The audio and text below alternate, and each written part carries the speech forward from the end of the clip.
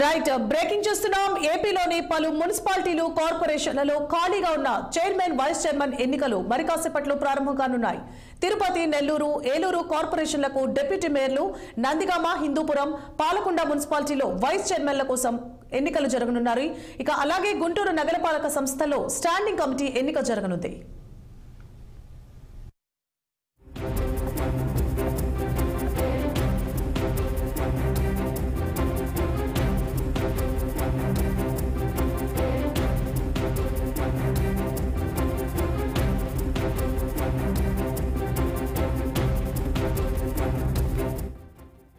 గుంటూరు నగరపాలక సంస్థలో మొత్తం 57 డివిజన్లున్నాయి. ఇటీవల ఓ డివిజన్ కు చెందని కార్పొరేటర్ మృతి చెందారు. దీంతో వైసీపీకి 46, టీడీపీకి 9, జనసేనకు 2 కార్పొరేటర్ల సంఖ్యాబలం ఉంది. ఇప్పటిదాకా వైసీపీ 6 స్థాయి సంఘ సభ్యుల పదవులను ఏకగ్రీవం చేసుకుంది. కూటమి ప్రభుత్వం వచ్చాక టీడీపీ, జనసేనలో పలువురు వైసీపీ కార్పొరేటర్లు చేరడం, తొలిసారి స్థాయి సంఘం ఎన్నికలు జరుగుతుండటంతో జిల్లా రాజకీయం ఆసక్తిగా మారింది. ఇవాళ మధ్యాహ్నం 3 గంటల తర్వాత వెలువడే ఫలితాలతో ఉత్కంఠకు తెరపడనుంది. మరిన్ని అప్డేట్స్ ని గుంటూరు నుంచి మా ప్రతినిధి పవన్ ఫోన్ లైన్ లో అందిస్తారు. పవన్,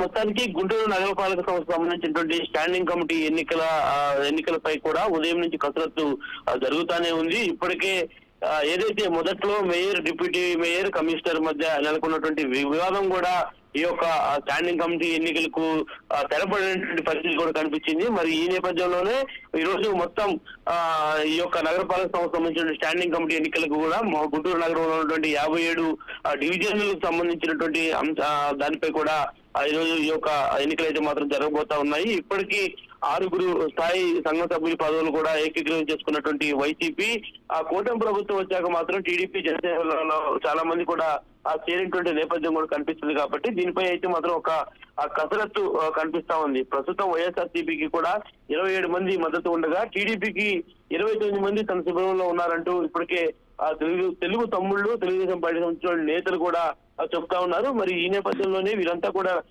ఇప్పటి వరకు హైదరాబాద్ వేదికగా కొన్ని కార్పొరేటర్లు అయితే మాత్రం శిబిరాలు ఏర్పాటు చేసుకుని గుంటూరు నగరపాలక సంబంధించినటువంటి కార్పొరేటర్ మొత్తాన్ని కూడా హైదరాబాద్ లో ఉన్నటువంటి ఒక విల్లాలో పిలిపించుకొని అక్కడ రహస్యమైనటువంటి ఓటింగ్ లో పాల్గొనే విధంగా వారందరినీ కూడా తయారు చేశారని చెప్తా ఉన్నారు. మరి రాత్రి హైదరాబాద్ లో ఉన్నటువంటి కార్పొరేటర్లు మొత్తం కూడా గుంటూరు నగరానికి చేరుకున్నారు. ప్రస్తుతం వారంతా ఒక హోటల్లో ఉన్నటువంటి పరిస్థితి కూడా కనిపిస్తా ఉంది. మరి ఈ యొక్క స్టాండింగ్ కమిటీకి సంబంధించినటువంటి ఎన్నికల నేపథ్యంలో కూడా వైఎస్ఆర్సీపీకి పెద్ద మొత్తంలో మద్దతు ఉంది. కాబట్టి మరి ఎవరు ఈ యొక్క ఓటింగ్ లో పాల్గొంటారు? టీడీపీ అయితే మాత్రం ఖచ్చితంగా ఈ యొక్క స్టాండింగ్ కమిటీ ఎన్నికల్లో తెలుగుదేశం పార్టీ విజయం సాధిస్తుందని చెప్పి కూడా చెప్తా ఉన్నారు. కాబట్టి మరి ఎవరెవరు కార్పొరేటర్లు టీడీపీకి సపోర్ట్ చేస్తారనేది కూడా కొంత ఉత్కంఠమైనటువంటి వాతావరణం అయితే మాత్రం ఖచ్చితంగా కనిపిస్తా ఉంది.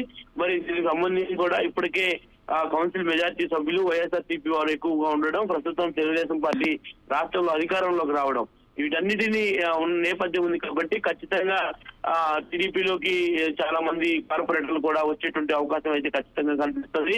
రహస్య ఓటింగ్ లో అధికార పార్టీ ఎంతవరకు ప్రభావితం చేయగలది అనేది ప్రస్తుతం ఒక సస్పెన్స్ గా కొనసాగుతా ఉంది. అదేవిధంగా వైఎస్ఆర్ కాంగ్రెస్ పార్టీ కూడా ఖచ్చితంగా తమ సంబంధించినటువంటి కార్పొరేటర్లు కూడా తమనే గెలిపిస్తారు అనేటువంటి ధీమాను కూడా వ్యక్తం చేస్తా ఉన్నారు. కాబట్టి ఈ యొక్క స్టాండింగ్ కమిటీలో ఎవరిని ఎన్నుకుంటారు అనేది ఒక ఉత్కంఠమైనటువంటి వాతావరణం అయితే ఖచ్చితంగా కనిపిస్తా ఉంది. ఏదేమైనా మధ్యాహ్నం 3 గంటల వరకు ఈ యొక్క స్టాండింగ్ కమిటీ ఎన్నికలు అయితే మాత్రం జరుగుతాయి. మధ్యాహ్నం 3 గంటల తర్వాత ఈ యొక్క స్టాండింగ్ కమిటీకి సంబంధించినటువంటి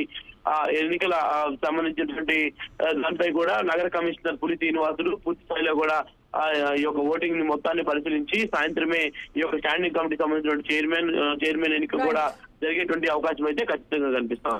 right, thank you for the updates Pawan.